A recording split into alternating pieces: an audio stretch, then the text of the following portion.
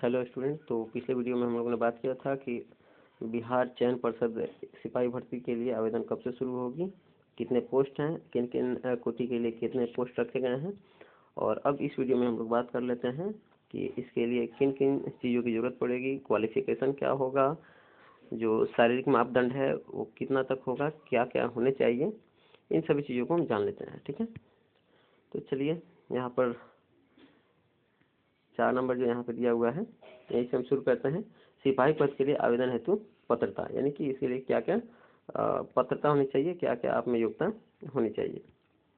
ठीक है, तो लिखा गया है विज्ञापन के तहत मात्र भारतीय नागरिक ही आवेदन कर सकते हैं, मतलब विदेशी नहीं आएंगे इसमें, नेपाल वाले, भूटान वाले या पाकिस्तान वाले यहाँ पे नहीं आ सकते हैं।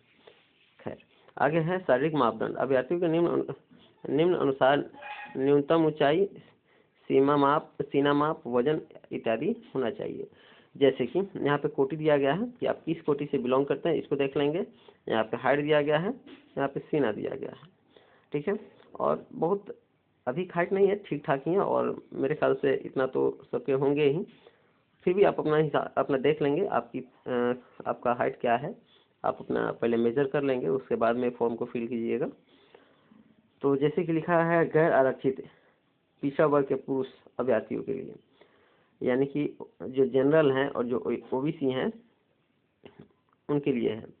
तो बताया गया है कि न्यूनतम जो ऊंचाई है, न्यूनतम मतलब कम से कम 165 सेंटीमीटर होनी चाहिए। तो आप अपना माफ करके हाइट देख लेंगे 165 है या नहीं है।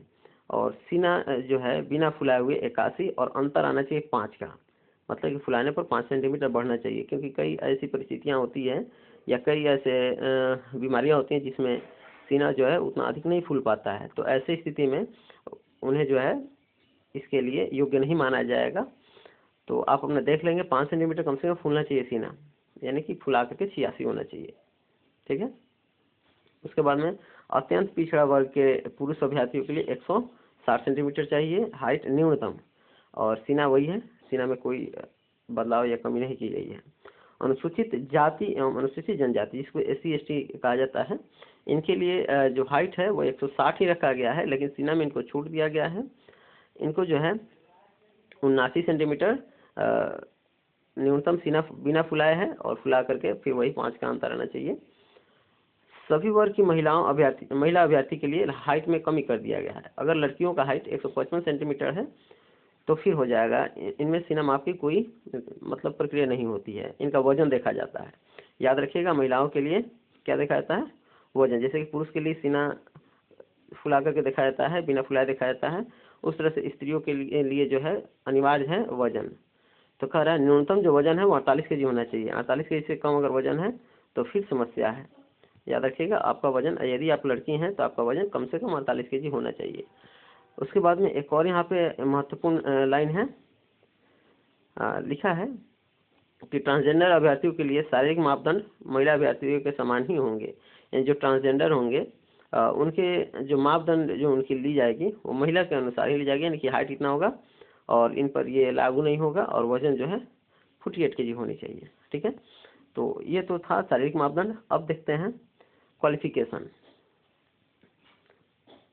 तो यहाँ पर क्वालिफिकेशन दिया गया है शैक्षणिक अर्हता। सिपाही पद के लिए शैक्षणिक अर्हता इंटरमीडिएट +2 उत्तीर्ण होना चाहिए, अथवा बिहार राज्य सरकार के मदरसा बोर्ड, कई बच्चे होते हैं जो मदरसा बोर्ड से फौकानिया किए रहते हैं, जैसे कि वस्तानिया को 10th बोला जाता है और फौकानिया को 12th बोला जाता है, जहाँ तक मैं समझता हूँ शायद ऐसा ही होता है। तो अगर आप मदरसा बोर्ड से भी अगर 12th के बराबर किए हुए हैं तो भी आप भर सकते हैं। नहीं, यहाँ पे मौलिक प्रमाण पत्र कहा जा रहा है, मदरसा बोर्ड द्वारा मौलिक प्रमाण पत्र, सॉरी, अथवा बिहार राज्य के संस्कृत बोर्ड द्वारा निर्गत शास्त्रीय अंग्रेजी सहित अथवा आचार्य अंग्रेजी रहित। अगर आचार्य किए हैं संस्कृत बोर्ड से तो अंग्रेजी नहीं भी होगा तो चलेगा, और अगर शास्त्री किए हैं तो अंग्रेजी होना चाहिए। प्रमाण पत्र अथवा राज्य सरकार द्वारा मान्यता प्राप्त अन्य समकक्ष शैक्षणिक अर्हता, मतलब 12th के इक्वल में कोई भी आप बिहार से अगर शैक्षणिक अर्हता लेकर के रखे हैं तो फिर आप इस फॉर्म को फिल अप कर सकते हैं। मतलब कुल मिला के ये समझ लीजिए कि आप 12th होने चाहिए, या 12th के बराबर कोई भी अगर आप डिग्री रखे हैं कोई भी, तो आप इस फॉर्म को फिलअप कर सकते हैं। चलिए आगे देखते हैं। उम्र सीमा। उम्र सीमा बताया गया, अभ्यर्थी की उम्र सीमा गणना मैट्रिक अथवा समकक्ष परीक्षा के प्रमाण पत्र में अंकित जन्म तिथि के आधार पर की जाएगी। यानी मैट्रिक का जो आपका सर्टिफिकेट होगा या मार्कशीट होगा या एडमिट कार्ड होगा, मतलब जो भी वहाँ पे आपका मैट्रिक का आपके पास डॉक्यूमेंट है, वहाँ जो डेट ऑफ बर्थ होगा उसी के अनुसार जो है काउंट किया जाएगा उम्र। और कितना उम्र होगा, देखिए उम्र वाला में बहुत सारे कंफ्यूज हो रहे हैं बच्चे, बहुत सारे लोग कंफ्यूज हो रहे हैं, और इसके लिए एक अलग वीडियो बनाना पड़ेगा जिसमें हम काफ़ी मतलब सही ढंग से क्लियर करके आपको समझा सकें उदाहरण के साथ। फिलहाल जो दिया है उसको समझते हैं। गैर आरक्षित कोटि यानी कि अनरिजर्व कैटेगरी के लिए, जनरल के लिए न्यूनतम 18 वर्ष और अधिकतम 25 वर्ष। फिर ओबीसी ईबीसी के लिए 2 साल की छूट मिलती है, ठीक है, यानी कि ये 27 तक हो जाएंगे 18 से। उसके बाद में पिछड़ा और अत्यंत पिछड़ा वर्ग के कोटि के महिला के लिए जो अधिकतम उम्र है वो 3 साल छूट मिल जाएगी, यानी 18 और 25 दिन 28 हो जाएगा, इनका 18 से 28 हो जाएगा। अनुसूचित जाति और अनुसूचित जनजाति कोटि के पुरुष और महिला और ट्रांसजेंडर इन सब के लिए 5 साल का छूट मिल जाएगा, यानी 18 से 25 5 30 हो जाएगा। विहित अधिकतम उम्र सीमा, विहित अधिकतम उम्र सीमा में सभी आरक्षण कोटि के गृह रक्षक, जिसको इंग्लिश में बोलते हैं होमगार्ड, होमगार्ड को 5 वर्ष की छूट दी जाएगी, यानी कि इनका भी हो जाएगा कितना, तो 25 5 30, यानी 18 से भी इनको 30 तक मिलेगा, ठीक है। अब यहाँ से हम चलते हैं, जैसे कि ये था 4 नंबर देख रहे थे ना हम लोग, यहाँ पे जैसे 4 नंबर देख रहे थे, अब चलिए आपको लेके चलते हैं 11 नंबर पर।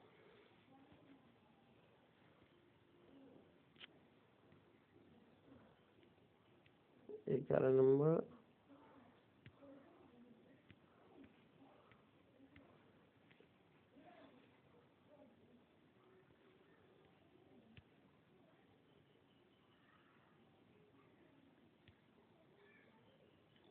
नंबर 10 नंबर और ये रहा 13 आ गया, 1 मिनट चाहिए, 12, यहाँ 11 आ गया। देखिए यहाँ ध्यान से देखिए, जैसे कि लिखा है